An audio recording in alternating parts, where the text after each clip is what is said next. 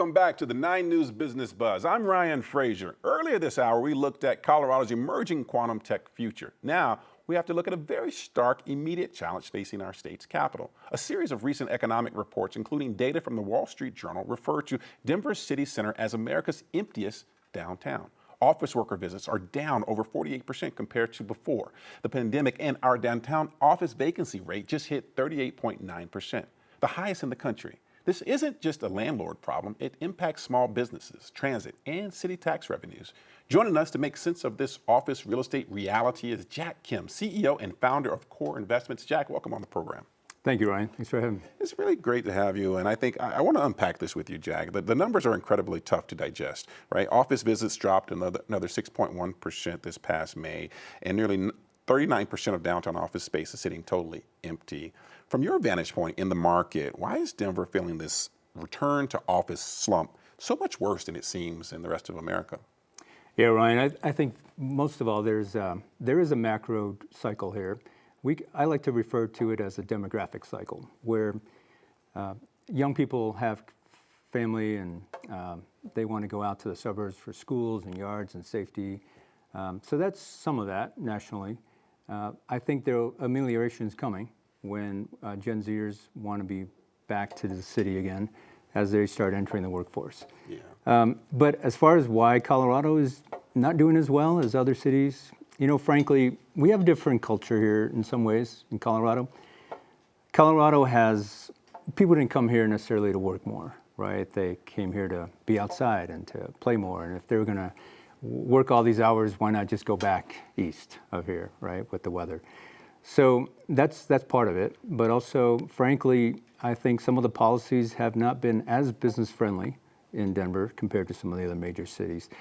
But it's a struggle for individuals, and that individual struggle also leads to the collective struggle. People are not flourishing. In our vernacular in the business world, we need to start using words like human flourishing, which is used elsewhere. And people are struggling. The epidemic of loneliness was declared by the previous Surgeon General, and it's affected mental health. There's anxiety, there's greater levels of depression, the isolation of workers. So there is a study from the Federal Reserve that shows that we really want people back in the office because that's where the organic mentorship happens. That's where people's soft skills are developed, right? Soft skills are developed by absorption, not necessarily by textbooks. Yeah. So a lot of that is lacking, and it's time to start bringing people back into the office in Denver. And that study was Gen Z, right? So in that Gen Z want to get back into the office or? The Gallup study shows, that was a Federal Reserve study, but the Gallup study shows that Gen Zers want to be back in the office. They want to gather, they want to be back, and they realize, they lived through the pandemic, right, in school. So they realize that something is missing. Right. Now, I want to talk a little bit about another part of this divide with the office, if you will, office landscape in Denver and surrounding areas. The data shows a massive divide between the types of buildings surviving this.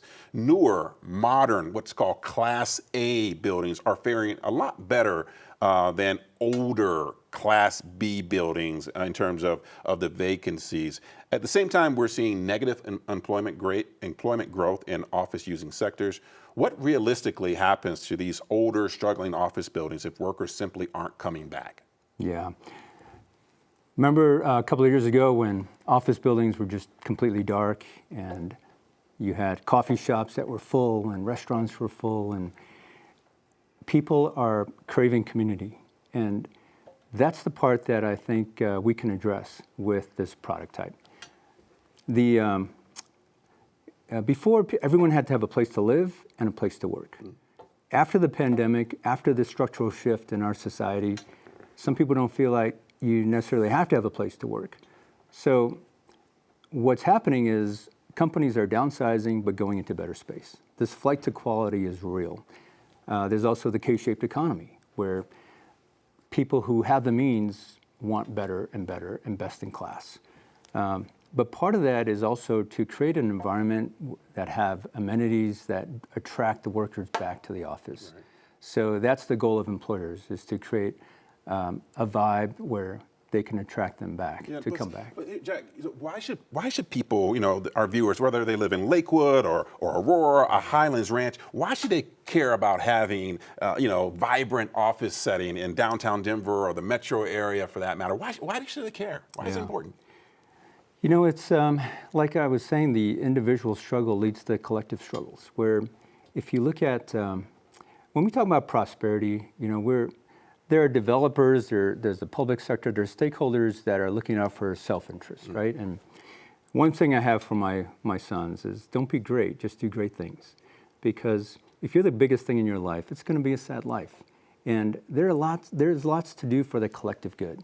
And really part of that is to create spaces that, in our buildings, that promote community. When we try to get people to come down, even just to have some popcorn and cookies, it's to bring people together again. People need to gather. That's part of human flourishing. And prosperity is sort of a self-serving term, but prosperity can also lead to human flourishing. If we create these spaces, now you take it outside of the building and we create spaces in the city, on 16th Street Mall.